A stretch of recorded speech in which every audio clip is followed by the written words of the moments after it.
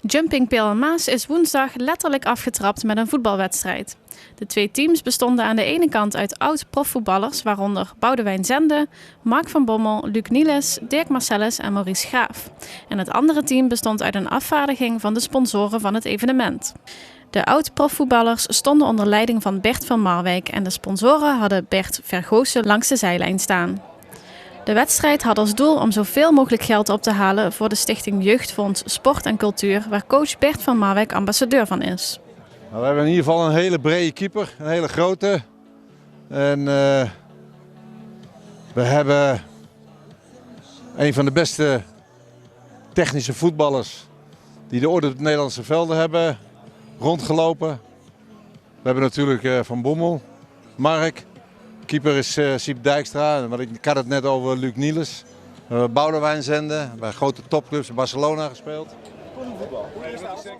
Ik ben al bijna 15 jaar ambassadeur van het Jeugdsportfonds. En dat Jeugdsportfonds heeft zich als doel gesteld dat elk kind moet kunnen sporten. En dat lijkt allemaal zo eenvoudig. Van ja, ik ga sporten, ik ga op een vereniging. Maar de praktijk is helaas anders. Hè. Ik geloof in Nederland iets van 400.000 gezinnen leven onder de armoedegrens. En hier in Limburg iets van 25.000. We hebben geloof ik de afgelopen jaren ongeveer 5.000 kinderen kunnen helpen. Het wordt elk jaar meer. Dat is natuurlijk fantastisch. Maar ja, op de 25 is het nog altijd te weinig. En dus wij organiseren vaak samen met mensen dit soort dingen om geld in te zamelen om die kinderen te kunnen laten sporten.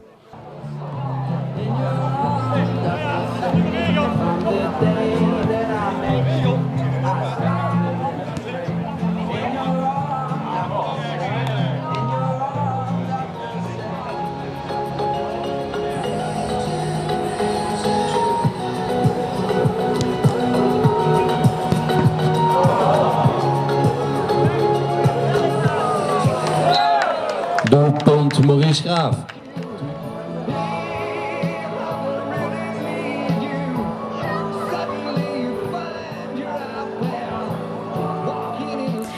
De wedstrijd kende wel één slachtoffer. Kevin Hofland moest geblesseerd van het veld gedragen worden. Hij verdraaide bij een actie van teamgenoot Reginald Tal, die een van de sponsorspelers vloorde, zijn knie. De wedstrijd eindigde uiteindelijk in 10-7 voor de oud-profvoetballers en er werd in totaal €8.000 opgehaald. Dat is slim bekeken, want ze willen een beetje onder de druk. De oud-voetballers liepen al snel uit, maar trainer Sef Vergoosen wist de sponsoren in de wedstrijd te houden door de gesponsorde penalties op tijd in te zetten. Die genomen willen worden met hun naam. Je kunt zich melden bij de meneer.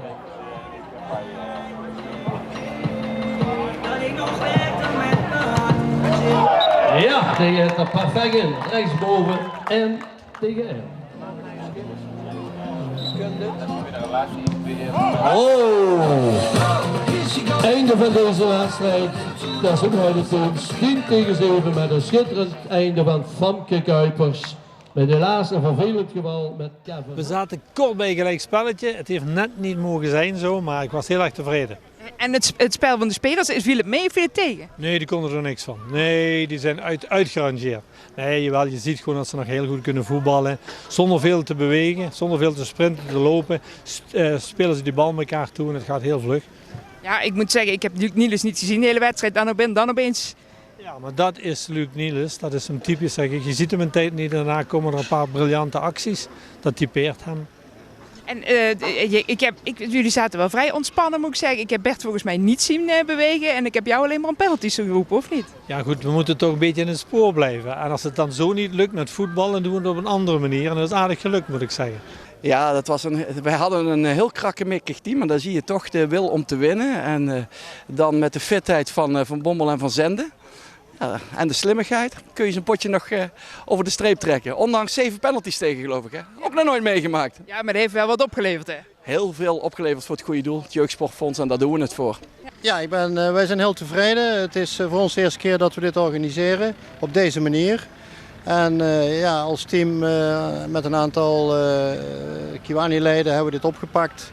En ja, het is naar tevredenheid verlopen. Ja. Ja. En geen commentaar gehad tot nu toe dat er in plaats van 3 penalties 7 penalties aangekocht zijn? Nee, dat heb ik niet gehad. Men vindt het heel leuk. We hebben het ook een beetje in de ludieke sfeer willen houden. Dat we zeggen, ja, die profs die zijn natuurlijk gelouterd. Maar die ondernemers kunnen penalties kopen, brengt weer geld op. En dat is allemaal voor het Jeugdfonds Sport Limburg. Waar we deze actie eigenlijk voor opzetten. En dat doen we met heel veel plezier. Nou, ik vind het heel erg leuk om altijd te voetballen. En, maakt niet uit met wie. Hier zaten een paar oude knarren bij van het verleden. En dan tegen bedrijven. Ik denk dat het hartstikke leuk is als je zo een wedstrijd kan voetballen. En het mooiste is dat je nog geld ophaalt voor het goede doel. En dan zie ik toch zeg maar onder de wedstrijd shirtje trekken, een klein duwtje links en rechts. Is het eigenlijk nog een wonder dat het VIP-team zeg maar nog overeind staat? Ja, we hebben 1 geblesseerde. Maar inderdaad, je moet af en toe slim zijn. Even achter de goal blijven staan. Even wachten tot de keeper de bal neerlegt en dan snel het veld in komen. Dat zijn allemaal die leuke dingen. En dan voel je weer jong.